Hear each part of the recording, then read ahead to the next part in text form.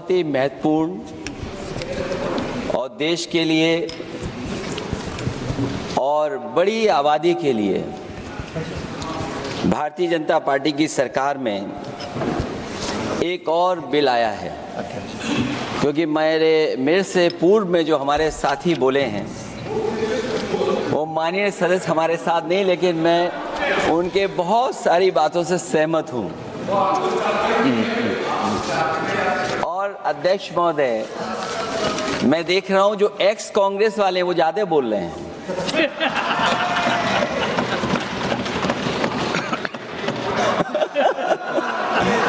आदरणीय अध्यक्ष महोदय,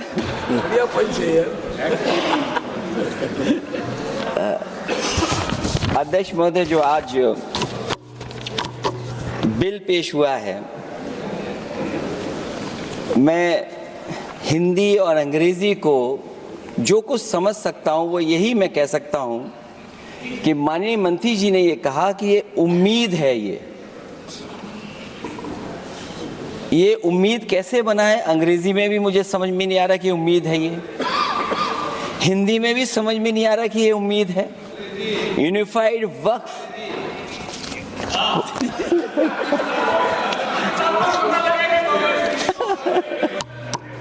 अध्यक्ष महोदय, यूनिफाइड वक्फ मैनेजमेंट, अध्यक्ष महोदय, ये अध्यक्ष महोदय,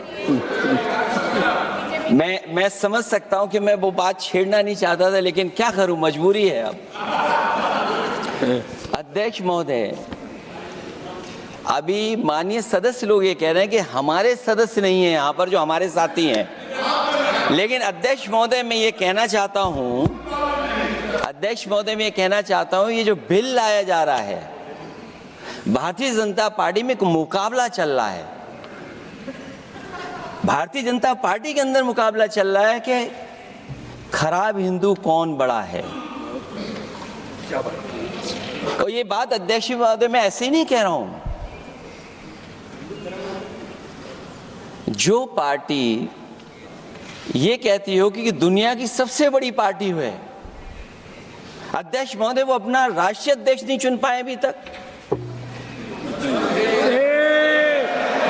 अध्यक्ष महोदय, भारतीय जनता पार्टी क्या है?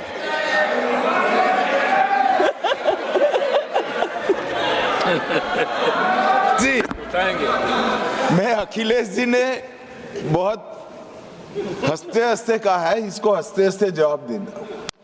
ये सामने जितनी पार्टियां हैं उनका राष्ट्रीय अध्यक्ष उन 5 लोगों को ही चुनना है परिवार के। हमें माननीय अध्यक्ष जी करोड़ों सदस्यों में से 12-13 करोड़ सदस्य प्रक्रिया कर कर चुनना है तो देर लगती है। आपके यहाँ जरा भी देर नहीं लगेगी। मैं कह देता हूं अभी 25 साल तक आप अध्यक्ष हो जाओ, नहीं बदल सकता। अध्यक्ष महोदय, क्योंकि जो बात निकल के आई है वो मैं फिर आगे बढ़ा दूं। अध्यक्ष महोदय, जो बात सोशल मीडिया या और जगह गुपचुप हो रही है, कहीं ऐसा तो नहीं था कि अभी कुछ दिन पहले यात्रा जो हुई है वो कहीं 75 वर्ष की एक्सटेंशन वाली यात्रा तो नहीं थी। अध्यक्ष महोदय, ये जो इस बार जो वक्फ बिल आया है, नाकामी का पर्दा इस बार है वक्फ बिल। और नाकामी कोई एक आध नहीं है, मैं कई नाकामियां बता सकता हूं। अभी मैं माननीय सदस्यों को सुन रहा था, वो पुराने कई बिल उनके बारे में चर्चा कर रहे थे कि कितने प्रोग्रेसिव बिल लेकर के आए हैं। मुझे याद है मैं उत्तर प्रदेश में उस समय था और मुझे लगा कि शायद इनकी वो बात ठीक होगी। एक ये बहुत तैयारी के साथ फैसला लेकर के आए थे और फैसला ये लिया था आधी रात के आज के बाद नोट नहीं चलेंगे, नोट बंद हो जाएंगे। अध्यक्ष महोदय, उस नोटबंदी नाकामी के बारे में भी तो चर्चा हो जाए कि अभी भी न जाने कितनी जगह पर कितना रुपया निकला जा रहा है, कितना निकल करके आ रहा है।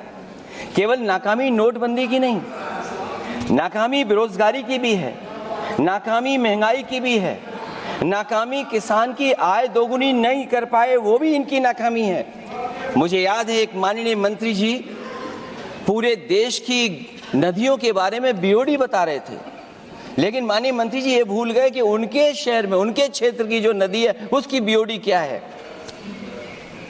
गंगा क्या साफ हो गई, यमुना क्या साफ हो गई, स्मार्ट सिटी क्या बन गई, क्या गोद लिए हुए गांव इन्होंने गोद से उतार दिए, उनकी क्या दुर्दशा है।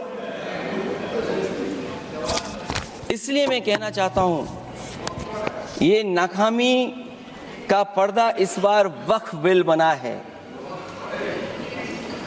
और सबसे बड़ी बात तो यह है कि जिसके लिए फैसला होना है उसकी बात को अहमियत न देना भी नाइंसाफी है। अध्यक्ष महोदय, नाकामी केवल यहां तक नहीं है।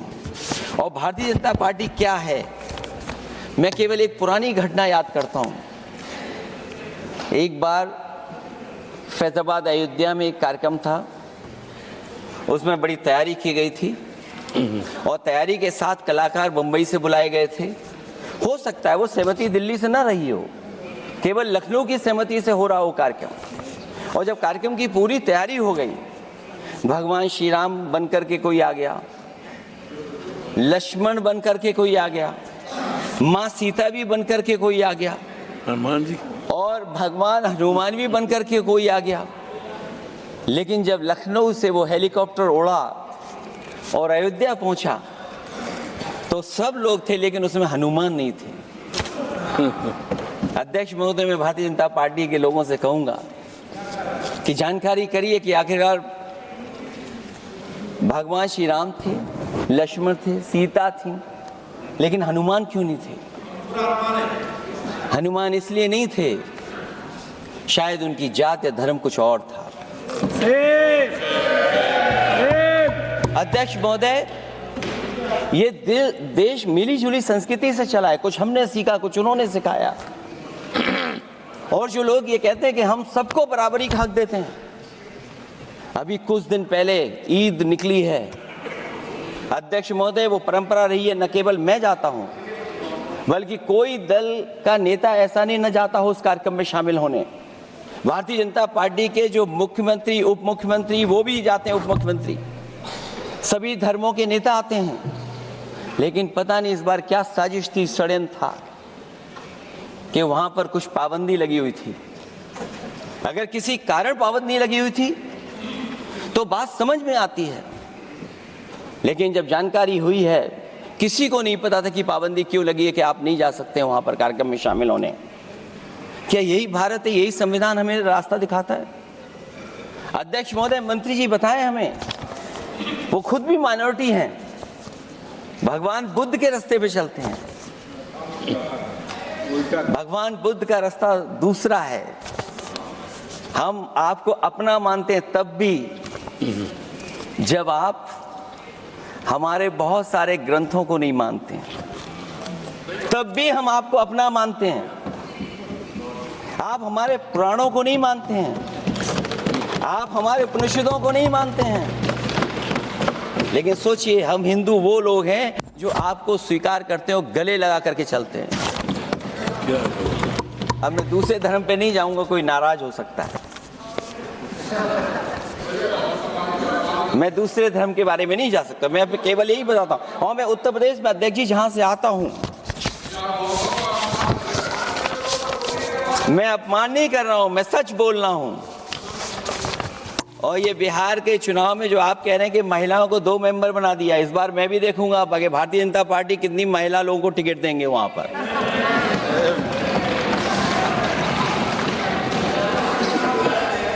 अध्यक्ष महोदय, भाजपा जब भी कोई नया बिल लाती है तो वो अपनी नाकामी छुपाती है।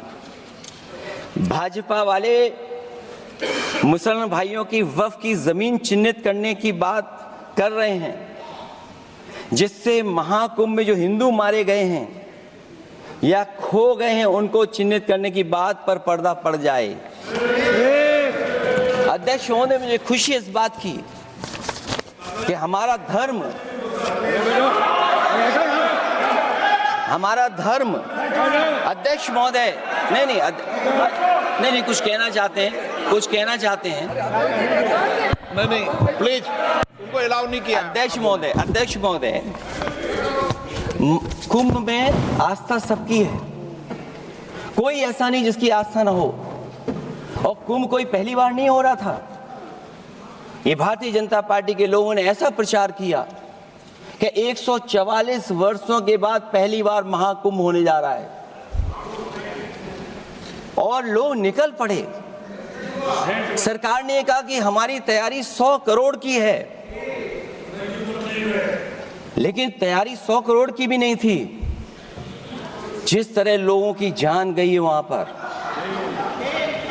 सरकार ने खुद स्वीकार किया अध्यक्ष महोदय के 30 लोगों की जान गई है। आज अध्यक्ष महोदय मैं कहना चाहता हूं कि डिजिटलाइजेशन कर रहे हैं आप कहते टेक्नोलॉजी का हम इस्तेमाल करेंगे, जमीनों को हम मैपिंग कर करके डेटा एंड रिकॉर्ड ठीक करेंगे। अध्यक्ष महोदय ये बताएं कि वो 30 लोग कौन थे, उनके नाम क्या थे जिनकी जान चली गई, न केवल जान जाने वालों की, बल्कि अध्यक्ष महोदय ये सरकार बताए कि जो लगभग 1000 हिंदू खो गए हैं, जो अभी तक नहीं मिले, जो अभी तक नहीं खोज पाए हैं, वो 1000 हिंदू की सूची कहां है? और फिर धर्म कारोबार की बात है, जो ये लोग गोली। अध्यक्ष महोदय मैं कार सेवक वाली बात इसलिए नहीं छेड़ना चाहता हूं, अध्यक्ष महोदय ये शायद माननीय सदस्य जानते नहीं कुछ सच्चाई।